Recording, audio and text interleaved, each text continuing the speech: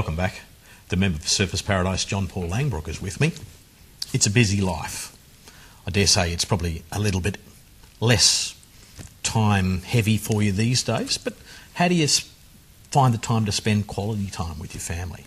Because you're up early and home late. Yeah, that's true, and that's something that's just a consequence of the job of being a politician. You don't get into the politics unless you can take that on board. No, and I think there are a lot of people who are quite surprised about exactly what the demands are, which is something that we need to make sure we tell potential candidates and members when they have some idealistic view about politics. And I have often said to people, it's not showbiz. I think with, the modern media scrutiny and the fact that we're often on television, certainly young people, I think, can sometimes have the attitude that it's like celebrity, and it's not. It's hard work. It's a wonderful job, and you get the opportunity to do some great things, but spending time with your family is a constant issue.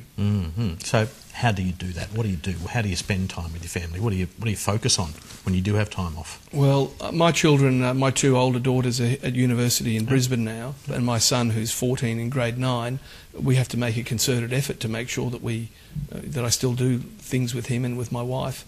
And I also try to make sure that, especially on weekends, that I go to functions and my wife comes with me, which is often hard for the spouse because they're coming to functions which are work and they have to talk to people who they don't know, but my wife's very adept and a friendly person and likes talking to people. But it's something you really do have to be aware of, but it's nothing like when I was in the job of leader of the opposition, when it really was basically 7 days a week from 5 o'clock in the morning till midnight. I wanted to ask you about your wife's brother-in-law who was afflicted by motor neuron disease. It's a terrible thing to suddenly have your life changed, even if it's just the lives of those around you by an illness that's going to affect you and affect everybody else's lives around you. How's that changed the life of you and your wife, for example? Well, it affected, of course, my sister-in-law, my Stacey's sister, and her two daughters terribly. And of course, we've got a history of neurological of diseases within my family anyway. I had an uncle, my father's brother, who had multiple sclerosis.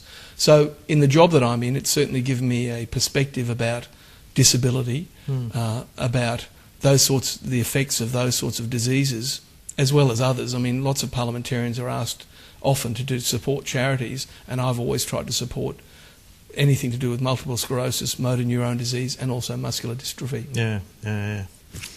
Outside work, your interests are theatre, rugby. You get to the footy very often? Yes, I'm looking forward to the Australia-New Zealand test. That's going to be fantastic. But I love all sport. In fact, I know that my wife knows that if she takes the remote control from my hand, which is hard to get it out of there, it'll usually be on a sporting channel. But I'm also interested in lots of the arts, and I was the Shadow Minister for the Arts, and have had a keen interest in the arts inculcated by my parents. When they took me to things like the opera at Festival Hall in the 1970s and classical music, they're things that, whilst I don't necessarily listen to or appreciate them every day, I've got a broad appreciation of the theatre as well. When I was at university, going to the Cement Box Theatre at the Chanel and at the old Young TN in Brook Street, the Valley. Those sorts of memories are things that have stayed with me and things that I've always appreciated. You watch your sister Kate on TV? Yes, of course. We love to hear that Kate's going to be on, and she's allowed to be a lot more say riskier things than I am, and she's allowed to be a bit more crazy than I'm allowed to be in this job. Does that mean that you have the potential to be as crazy as Kate was or is? I think she's got a very, very quick wit, and she's very good at what she does. And I know my kids think of her. She likes to call herself their crazy aunt. And she's she's just so entertaining, and she's exactly the same off screen as she is on. I was saying she'd be a great crazy aunt to have. Yeah, she is. So she had children a lot later than I did. She now has 4 children, and so I think not having children kept her a bit crazy for a bit longer. Yeah. I'm told that you have a particular interest in Melbourne Cup winners. Yeah, I love horse racing. So over the years, it was a bit of a party trick to memorise the winners of the Melbourne Cup from different years. Yeah. This is a 2-person party here, John-Paul. Yeah, okay. I'm usually better at reciting them, but if you're going to give me individual years, I'll have a go. 73. 73 was Gala Supreme. Very good. 69. Rain Lover.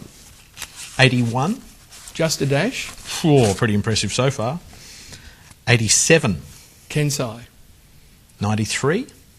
Vintage crop. 97. 97 was Might and Power. 2003. 2003 was, I think, the first of Maccabi Divas. Very Melbourne good. Cups. Very good. 84. 84 was Black Knight. How do you learn something like well, that? You actually I started learning them from when Gun Sind ran third in the 1972 Melbourne Cup, yep. and Gun Sind was how I got interested in horse racing. So I remember then living in New Guinea, I would recite the Melbourne Cup or give my own call of it. Yeah. And he came third to a horse called Piping Lane. And the mystique there was that Gun Sind was the people's champion, but Piping Lane won at 100 to 1 or 40 to 1. And so after that, I just started remembering each year. But I must admit, it gets harder to remember the most recent years. You have to put in a bit of work to keep it up? Yeah, I have to actually sort of think of this a bit like remembering a poem, and you start to do it rote fashion. So I'm glad that I've actually got them right here today. That's pretty impressive. John-Paul Langbroek, thank you very much for your time. Great to talk to you, Shaun. You've been watching Meet the Ministers. I look forward to joining you again next week.